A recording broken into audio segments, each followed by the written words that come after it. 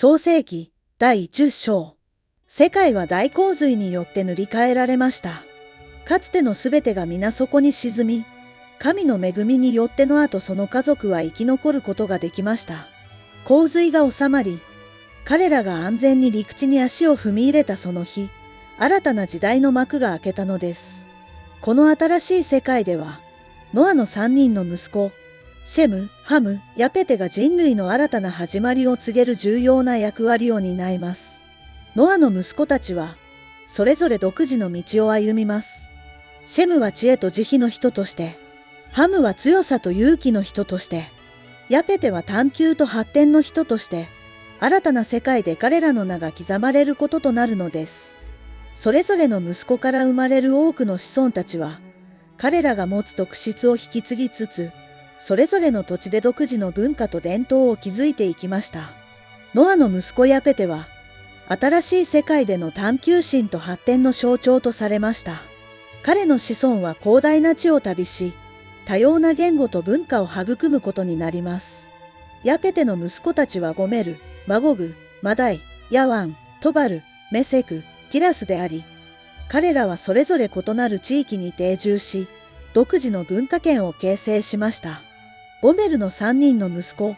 アシュケナズ、リパテ、トガルマは、それぞれがリーダーとして自らの部族を導きました。彼らは北方の寒冷な地に住み、勇敢な戦士として知られるようになり、隣接する部族との間でしばしば争いが発生しましたが、彼らの団結力と家族への忠誠心が彼らの部族を守りました。マゴグの子孫は探検者として名を馳せ、遠く離れた地域へと足を伸ばしました。彼らは新たな土地を発見し、交易を通じて他の部族や文化との架け橋となりました。マゴグの名前は、新たな地平を求める精神を象徴するものとして、後世に伝えられています。マダイの子孫は平和を愛する人々で、彼らは主に農業に従事しました。穀物と果物を栽培することで彼らは地域社会に大きく貢献し、周辺の部族と食料を交換しながら安定した生活の基盤を築きました。マダイの部族は農業技術の発展に貢献したことで知られるようになります。ヤワンの子孫は海を愛し、航海技術に長けていました。彼らは船を作り、遠い国々との貿易を行いました。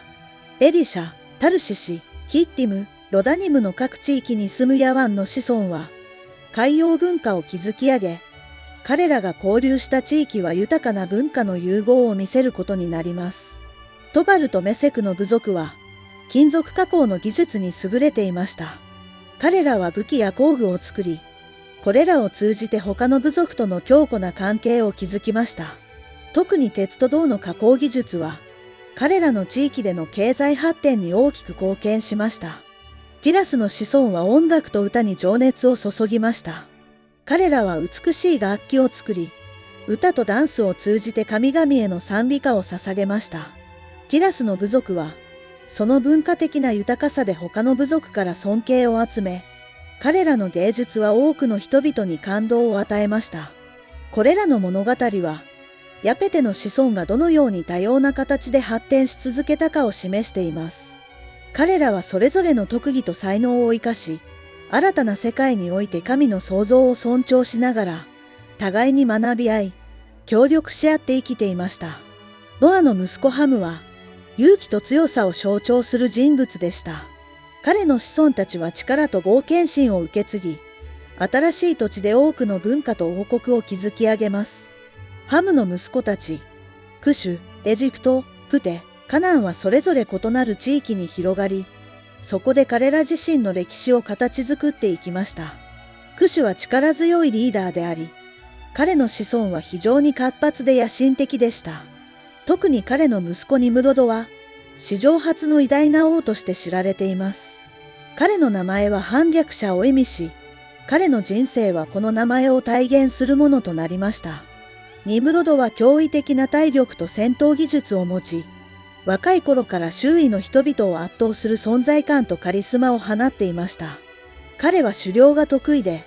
その腕前は主の前に立つ力強い狩人と称されるほどでした。彼は自然界の獰猛な獣をも制する力を持ち、人々は森で獣と対峙するニムロドの姿を、まるで神々の戦いのように崇めました。ニムロドの名声が高まるにつれて、彼の野望もまた大きくなっていきました。彼は自らの力を持って一大帝国を築く夢を抱き、そのためにバビロン、ウルク、アッカド、カルネといった都市を建設しました。バビロンはニムロドの帝国の首都として位置づけられ、政治、文化、宗教の中心地となりました。この都市は壮大な城壁と神殿で知られ、特にバベルの塔の建設はニムロドの野望を象徴するものでした。ウルクは商業と学問の中心として発展しました。この地は多くの学者や芸術家を引きつけ、ニムロドの支配下で知識と文化の交流が活発に行われました。アッカドは軍事と行政の要として機能し、ニムロドの帝国の防衛線を支えました。強力な軍隊と効率的な行政システムが整えられ、帝国の安定と拡大に寄与しました。カルネは農業が中心の都市であり、帝国の食料供給の拠点として重要な役割を果たしました。豊かな土地と効率的な灌漑システムにより、ニムロドの帝国は常に十分な資源を持つことができました。ニムロドの王国は彼のリーダーシップの下で急速に発展し、多くの民族と文化が融合する多文化帝国となりました。彼の統治は強力ではあったものの、公正であり、人々は彼を恐れると同時に深く尊敬していました。ニムロドの物語は単なる力の行使だけでなく、どのようにして異なる文化が共存し、繁栄を遂げるかの模範を示しています。彼の遺産は後の世代にも大きな影響を与え、古代の世界における帝国建設の典範とされています。エジプトは文明の発展に大きく貢献しました。彼の子孫たちはナイル川の肥沃な地で農業を発展させ、壮大な建築物を建設し、学問と芸術で知られるようになりました。エジプトの子孫たちは、古代文明の中でも特に独自の宗教観と神話を持ち、多神教を形成し、多くの神々を崇拝しました。プテの子孫は主に北アフリカの広い地域に定住しました。彼らは狩猟と牧畜を生業とし、広大な砂漠と草原を自由に移動しながら生活しました。プテの部族は、周囲の部族との交易によって繁栄し、独自の文化と伝統を築いていきました。カナンの子孫たちは地中海東岸に豊かな文化と交易の歴史を築いていきました。カナンの最初の息子であるシドンは、彼の名を冠した都市を建設しました。シドンは海洋貿易の中心地として急速に発展し、地中海全域との交易で繁栄しました。カナンの子孫はフェニキアという名で知られるようになり、その影響力は地中海地域に広がりました。フェニキア人は巧妙な商人であり、地中海を越えてアフリカ、ヨーロッパ、アジアにまでその交易網を広げました。フェニキア人の商人たちは、カルタゴやギブラルタルといった重要な交易拠点に植民地を築きました。これらの植民地は後に独自の力を持つ都市となり、フェニキア文化と言語を地中海のさらに遠くまで広める起点となりました。フェニキア人はフェニキア文字を発明しました。この文字体系は後のアルファベットの基礎となり、地中海地域だけでなく、ギリシャやローマ文化にも大きな影響を与えました。フェニキア文字の導入により、記録の保持と情報の伝達が容易になり、商取引の効率化と知識の普及に貢献しました。カナンの子孫たちが築いた文化と経済の基盤は、地中海文化における重要な要素となり、その影響は現代にまで及んでいます。シェムはノアの息子の中で、特に知恵と神聖を重んじる人物として描かれています。彼の子孫たちは中東地域に広がり、その地で彼ら独自の文化と国々を築いていきました。シェムの息子の一人であるエラムは、後にエラム王国の元となる地域を治めました。この王国は現在のイランの一部に位置し、古代の力強い国家として知られるようになりました。エラムはその戦略的な位置と豊かな文化により、周辺地域との交易と文化交流の中心地となりました。シェムの別の息子、アッシュールは、後にアッシリアとして知られる地域を築きました。彼の名を冠した都市アッシュールとニネベは、アッシリア帝国の中心地として栄え、この帝国は軍事的な強さだけでなく、行政の効率と文化の発展で名を馳せました。シェムの息子アラムは、後にアラム地方を支配しました。この地域はアラム語の発祥の地として知られ、アラム語は古代近東で広く用いられるリングはフランカとなりました。アラム語はその後も多くの地域で使われ続け、聖書の一部もこの言語で記されています。シェムの息子であるアルパクシャドは、特に重要な役割を果たします。彼の系譜からは後にアブラハムが生まれ、ユダヤ教、キリスト教、イスラム教の祖とされるアブラハムは、一神教の普及に大きな影響を与えました。アルパクシャドの子孫エベルは、彼の名前がヘブライ人の語源とされ、その生涯を通じて神への献身と知識の伝承に専念しました。エベルの息子ペレグの名前は分裂を意味し、彼の生まれた時代は地球の大きな変動期でした。伝承によると、ペレグの生きている間に地球は分かたれたとされ、これは人類の言語と土地の分裂を象徴しています。この時期に起きた出来事は、バベルの塔の物語と密接に関連しており、人類が一つの言語から多くの言語に分かれ、地球上の様々な地域に散らばることとなったのです。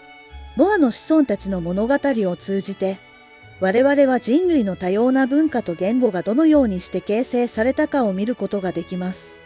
シェム、ハム、ヤペテの3兄弟は、それぞれ異なる特性と運命を持ち、彼らから派生した多くの部族と国々は、世界の様々な地域で独自の道を切り開いていきました。創世記第11章。かつて、この広大な世界は一つの言葉で結ばれていました。どこへ行っても、誰と話しても、言葉の壁は存在しませんでした。その時代、人々は自由に思いや知識を共有し、互いの理解を深めながら、力強く結束して生活していました。やがて、彼らは東へと大きく進出し、豊かで広大なシナールの平原にたどり着きました。そこは、肥沃な土地が広がり、水も豊かで、まさに新たな住処を築くには最適の地でした。そこで彼らは、共同で生活を営むことを決意し、安住の地としてこの平原に定住することにしました。この新しい地で、彼らは共に汗を流し、互いを助け合いながら、一つの大きな共同体を築き上げていきました。しかし、この団結がもたらす可能性と同時に、人間の野心もまた、静かに芽生え始めていたのです。シナールの平原に根を下ろした人々は、共同の夢と目標に向かって歩み始めました。彼らは団結と持続可能な共同体を保つ象徴として、天に達する塔の建設を決定しました。この塔は単なる建造物ではなく、彼らの野心と人類の可能性を象徴するものでした。彼らは互いに呼びかけ合いました。さあ、レンガを作ってよく焼こう。この地に豊富にある粘土を利用し、石ではなくレンガを選び、強固なアスファルトをモルタルとして使用することで、耐久性と安定性を向上させました。次第に、その塔は形をなし、雲を突き抜けるかのように天に向かって高くそびえ立ちました。工事は昼夜を問わず進行し、塔が成長するごとに、彼らの希望と野心もまた高まっていきました。この塔が完成すれば、私たちは分散することなく、強固な一体感と共同体意識を保ち続けることができる。塔は彼らの団結を形として示すものであり、一箇所にとどまる意志の象徴でもありました。しかし、この塔の建設には、単なる建築プロジェクトを超えた意味がありました。人々は、天に達するという壮大な目標を掲げることで、自らの業績を神々に認めさせようと目指していました。彼らはこの壮大な塔によって、自分たちの存在を宇宙に刻み込み、神々の領域に挑むという究極の目標を抱いていました。シナールの平原にそびえ立つ天に達する塔の建設は、その壮大さと人間の野望を天にも届けました。この現象は、遥か天上からも視認できるほどであり、ついには神の注意を引くことになりました。神は人間たちの行為とその背後にある意図を理解し、その成果を目の当たりにするため地上へと降り立ちました。神が目撃したのは、一つの言語を共有する人々が協力し合い、互いに力を合わせて天をも突き破ろうとする壮大な計画でした。この光景は、人間の団結と技術の進歩を示すものである一方で、神の定めた自然の法則や秩序への挑戦でもありました。この挑戦は、人間が自分たちの力と知恵だけで神に近づこうとする傲慢さを示しています。神は深く考え込み、言いました。このままでは、彼らの野心が天に届く日も遠くない。それは彼ら自身の滅びをも招くだろう。これは、人間が持つ技術や力を誤って使用し、自然や創造の秩序に反する行為を行うと、それが逆効果となり、環境破壊や社会の不均衡を引き起こす可能性があることを示しています。神は一つの決断を下すことにしました。それは、人間がこれ以上一つの言語と目的で団結することを防ぎ、彼らの計画を制限するための行動でした。彼らの言語を混乱させ、互いに理解し合えなくしよう。神は言葉を発し、その通りに地上に介入しました。突如として、人々の間で言語が混乱し始めました。かつては同じ言葉で会話していた人々が、突然異なる言語を話すようになり、意思の疎通が困難になりました。これにより、塔の建設は大きな障害に直面し、進行が不可能となりました。この言語の混乱は、人々を一つの場所にとどまらせず、世界各地へと散らばせることにもつながりました。それぞれ異なる言語を話すことになった彼らは、新たな地を求めて旅立つことになり、地球上に多様な文化と社会が芽生えるきっかけとなりました。塔が建設された場所は、その後バベルと呼ばれるようになりました。この名前は、混乱を意味するヘブライ語のバラルに由来しています。バベルの塔による言語の混乱は、世界各地の多様な文化や言語の起源を象徴する重要な出来事とされています。洪水の後、ノアの息子のシェムは新たな世界の始まりの中で、人類の再建と家系の継承の重責を担いました。シェムの家系は、後世に多大な影響を与える多くの子孫を輩出し、彼の血脈からは様々な民族と文化が生まれました。シェムは洪水の2年後に100歳でアルパクシャドを設けました。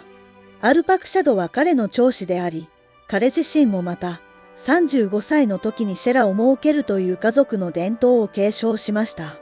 シェラの息子、エベルは34歳で息子ペレグを設けました。エベルの名前は、後にヘブル人という民族の名前の由来となり、彼は特に重要な存在とされています。